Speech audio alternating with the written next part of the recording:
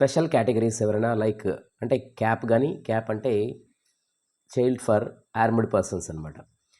So అంటే children for armed persons అంటే ఆర్మీలో ఎవరైతే పనిచేస్తారో వాళ్ళ చిల్డ్రన్స్ సంబంధించి అడ్మిషన్స్ కోటా ఉంటుంది. అలాగే మనకు ఎన్సీసీ ఉంది, స్పోర్ట్స్ ఉంది, అలాగే భారత్ స్కౌట్స్ అండ్ గైడ్స్ కూడా ఉందన్నమాట.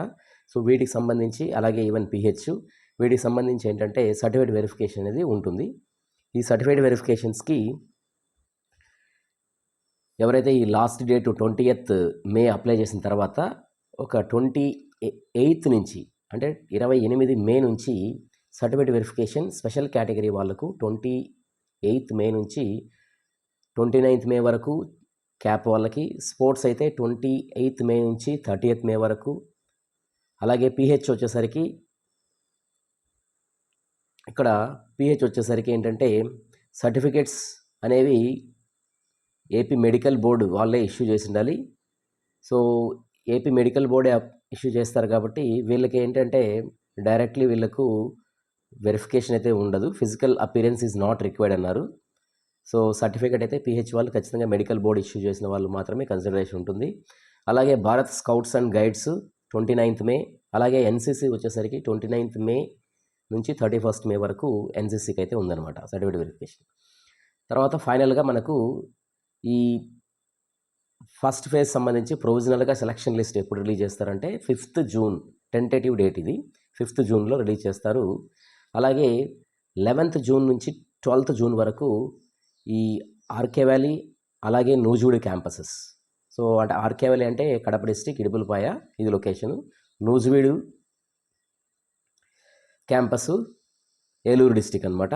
సో ఈ రెండింటి క్యాంపసెస్కి మనకు 11th జూన్ నుంచి 12th జూన్ వరకు కౌన్సిలింగ్ అనేది ఉంటుంది. అలాగే 13th జూన్ నుంచి 14th జూన్ వరకు ఒంగోలు స్టూడెంట్స్కి ఆర్కే వ్యాలీ అంటే ఇడుపులపాయలో కౌన్సిలింగ్ అనేది ఉంటుంది, అంటే సర్టిఫికేట్ వెరిఫికేషన్ ఉంటుంది. సో ఈ టైంలో ఏంటంటే సర్టిఫికేట్స్ అన్ని తీసుకురావాలి, ఇదే కౌన్సిలింగ్ అనేది కూడా చెప్తాం. సో అలాగే 16th అండ్ 17th జూన్ వచ్చేసరికి శ్రీకాకుళంకి సంబంధించి కౌన్సిలింగ్ అనేది శ్రీకాకుళం క్యాంపస్లో ఉంటుంది. సో ఎవరైతే సెలెక్ట్ అయ్యారో వీళ్ళకందరికీ 30th జూన్ నుంచి క్లాసెస్ అనేవి ఉంటాయన్నమాట. సో ఇది ప్రజెంట్ ఇంపార్టెంట్ డేట్స్ వచ్చేసరికి. అలాగే ఎలా అప్లై చేయాలి అంటే ఇదివరకు మనం చెప్పిన విధంగా లింక్ అనేది నేను మీకు డిస్క్రిప్షన్ బాక్స్లో ఇస్తాను. rgkt.in వెబ్సైట్ కానీ లేదా admissions25.rgkt.in అనేటువంటి వెబ్సైట్లో కానీ మీరు చూసుకోండి. సో అప్లికేషన్ ఫీజు అనేది మీకు 1000 రూపీస్ ఉంటుంది. అదర్ స్టేట్స్ వాళ్ళకనమాట. అదే నార్మల్గా అయితే 300 రూపీస్ ఉంటుంది. అదే ఎస్సీ ఎస్టీకి అయితే 200 rupees. In generally what I say 300 rupees for normal for all the people except SC ST. So SC ST వచ్చేసరికి 200, అదర్ స్టేట్ వాళ్ళకి 1000 రూపీస్ అనమాట. సో అలాగే ఇంకా ఎలిజిబిలిటీ ఫర్ అడ్మిషన్ మరి ఎవరు అప్లై చేసుకోవాలి అంటే ఎవరైతే 2025లో 10th కంప్లీట్ చేశారో వాళ్ళు మాత్రమే ఎలిజిబుల్. అది ఏపీ స్టేట్ బోర్డు కావచ్చు, సిబిఎస్ఈ కావచ్చు, ఈవెన్ ఐసిఎస్ఈ వాళ్ళు కావచ్చు. ఓకే, అదర్ బోర్డ్స్ 2025 కాకుండా ప్రీవియస్గా ఎవరైతే పాస్ అయ్యారో వాళ్ళకి ఎలిజిబిలిటీ అయితే లేదు. ఇంకొకటి ఏంటంటే సూపర్ న్యూమరీ సీట్లు కూడా 25% ఆఫ్ సూపర్ న్యూమరీ సీట్లు అదర్ స్టేట్స్ వాళ్ళకి ఎలిజిబిలిటీ అయితే ఇచ్చారు. అంటే ఏపీ స్టూడెంట్స్కి మాత్రమే ఇప్పుడు అడ్మిషన్. ప్రీవియస్గా ఏంటంటే మనకు 24 వరకు ఏపీ అండ్ తెలంగాణకు సంబంధించి రీఆర్గనైజేషన్ యాక్ట్ ప్రకారం మనకు కొన్ని సీట్లు అనేవి తెలంగాణ వాళ్ళకి ఇచ్చేవాళ్ళు. సో ఇప్పుడు అలా ఇవ్వరు. సో అలా కావాలనుకుంటే సూపర్ న్యూమరీ కింద మాత్రమే జాయిన్ అవ్వాలి. Okay, so rule of reservations అనేవి స్టేట్ గవర్నమెంట్ ఏ విధంగా అయితే ఇష్యూ చేస్తుందో ఆ రూల్ ఆఫ్ రిజర్వేషన్స్ అన్నీ కూడా ఫాలో అవుతారు. నంబర్ ఆఫ్ సీట్లు అనేవి ఒక్కొక్క క్యాంపస్లో 1100 సీట్లు ఉంటే 4 క్యాంపసెస్ వచ్చేసరికి 4400 సీట్లు అయితే ఉంటాయి. సో సెలక్షన్లో మనకేంటంటే గవర్నమెంట్ స్కూల్లో ఎవరైతే చదివారో వాళ్ళకి 4% ఆఫ్ మార్క్స్ని యాడ్ చేయడం జరుగుతుంది, అంటే డిప్రివేషన్ స్కోర్గా యాడ్ చేస్తారు.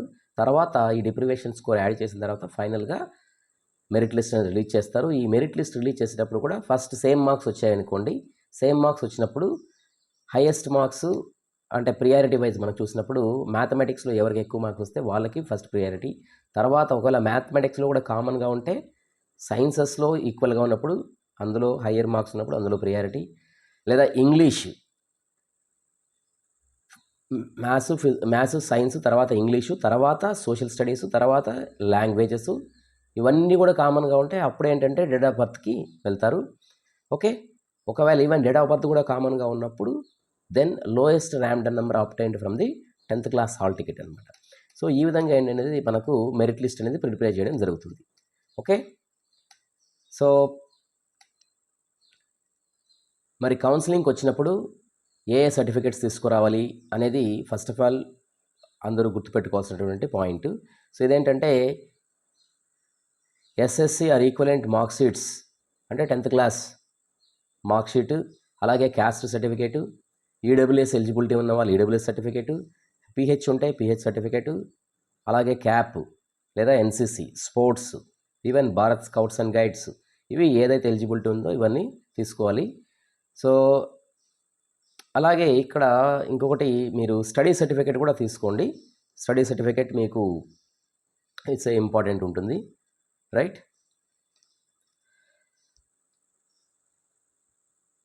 ఈవెన్ స్టడీ సర్టిఫికేట్ ఇంకా కొన్ని ఈవెన్ మీకు తర్వాత కూడా మీకు అప్డేట్ అయితే వస్తుంది. మీకు ఫస్ట్ ఆఫ్ ఆల్ ఎవరైతే సెలెక్ట్ అయ్యారో వాళ్ళకి సపరేట్గా మీకు ఈమెయిల్, తర్వాత ఏంటంటే ఈవెన్ ఎస్ఎంఎస్, ఇవన్నీ కూడా చెప్తారు. ఇంకా డీటెయిల్డ్గా ఫర్దర్గా టీసీ కావచ్చు, ఇంకా ఫర్దర్గా మీకు ఏమైనా కావాలనుకుంటే కూడా అవన్నీ కూడా మీకు ఇంటిమేషన్ అయితే వస్తుందన్నమాట. బట్ ఇప్పుడు ఫీ స్ట్రక్చర్ చూసినప్పుడు మనకు 45,000 పర్ యానం, అంటే సంవత్సరానికి 45,000 ఫస్ట్ ఇయర్, సెకండ్ ఇయర్ ఇంటర్మీడియట్లో కట్టాలి. బీటెక్ వచ్చేసరికి 50,000 కట్టాలి. సో ఈవెన్ ఈ ఫీజు కూడా ఏంటంటే అందరూ కట్టాల్సిన పని అయితే ఉండదు. సో ఇది ట్యూషన్ ఫీజు రియంబర్స్మెంట్ అనేది ఎవరికైతే ఎలిజిబిలిటీ ఉంటుందో వాళ్ళు కట్టే పని అయితే ఉండదు. మరి ఎవరికి ట్యూషన్ ఫీజు రియంబర్స్మెంట్ ఉంటుంది అంటే ఎవరైతే వాళ్ళ సంవత్సర ఆదాయం అనేది 2,50,000 కంటే తక్కువ ఉంటుందో వాళ్ళు కట్టాల్సిన పని లేదు. ఓకే, సో ఇది కాకుండా ఏంటంటే 3,500 రూపీస్ మెస్ ఫీజు అయితే కట్టాలి per month. So for example ఒక 10 months కాలేజ్లో స్టూడెంట్ ఉన్నాడు అనుకోండి, అప్పుడు 10 months ఇంటూ సే 3,500 అంటే అది 35,000 రూపాయల వరకు ఉంటుందన్నమాట. ఈ 35,000 రూపాయలకి గవర్నమెంట్ నుంచి ఎంటీఎఫ్ అమౌంట్ అని మనకు స్కాలర్షిప్ సెక్షన్ నుంచి అమౌంట్ అనేది మనకు స్కాలర్షిప్ ద్వారా మనకు అమౌంట్ అయితే పడుతుంది. అది టోటల్ అమౌంట్ అంటే 35,000 పడదు. సో అరౌండ్ ఎంత ఒక 20,000 to 25,000 వరకు కూడా పడచ్చు. సో అది ఫర్ ఎగ్జాంపుల్ ఒక 20,000 లేదా 25,000 పడింది అనుకోండి, అప్పుడు రిమైనింగ్ ఉన్నటువంటి 10,000 లేదా 15,000 అమౌంట్ అనేది స్టూడెంట్ పర్ ఇయర్ పే చేయాల్సి ఉంటుంది. ఓకే, అంటే ఓవరాల్గా చూసినప్పుడు సంవత్సరానికి ఒక 10,000 నుంచి 15,000 కట్టుకుంటే ఎవరైతే 2,50,000 లోపల సంవత్సర ఆదాయం ఉందో వాళ్లకు అదే అనమాట ఈ ఇయర్లీ కట్టాల్సినటువంటి అమౌంట్. ఓకే, సో ఇది కాకుండా 2,50,000 కంటే ఎక్కువగా ఉంది, ఫర్ ఎగ్జాంపుల్ ఎంప్లాయీస్ పిల్లలు కావచ్చు, లేదా వాళ్ళ సంవత్సర ఆదాయం 2,50,000 కంటే ఎక్కువగా ఉన్నప్పుడు వాళ్ళకి ఏంటంటే అమౌంట్ అనేది పడుతుంది అనమాట. అంటే లైక్ ఎలా అంటే ఫర్ ఎగ్జాంపుల్ ఈ 35,000 ప్లస్ 45,000. ఓకే, అప్పుడు సుమారు ఏంటంటే మీకు ఒక 70,000 to 80,000 వరకు అమౌంట్ అనేది ఫుడ్ అండ్ మనకు కాలేజ్ ఫీజు మొత్తం కలిపి ఆ రేంజ్లో అయితే కట్టాలి. ఓకే, సో అందరికీ కాదు, ముందు చెప్పాను, రైట్? సో అలాగే మనకేంటంటే సో అదర్ స్టూడెంట్స్ అంటే అదర్ స్టేట్ వాళ్ళు ఎవరైనా జాయిన్ అయ్యారనుకోండి, వాళ్ళకి అడ్మిషన్ ఫీజు ఎంత ఉంటుందంటే 1,50,000 ఫీజు ఉంటుంది. ఒకవేళ ఇంటర్నేషనల్ స్టూడెంట్స్, ఎన్ఆర్ఐ స్టూడెంట్స్ ఉంటే 3,00,000 రూపాయలు సంవత్సరానికి కట్టాలి. ఇది కాకుండా మళ్ళీ మెస్ ఫీజు అనేది 3,500 రూపీస్ పర్ మంత్ అయితే కట్టాల్సి ఉంటుంది.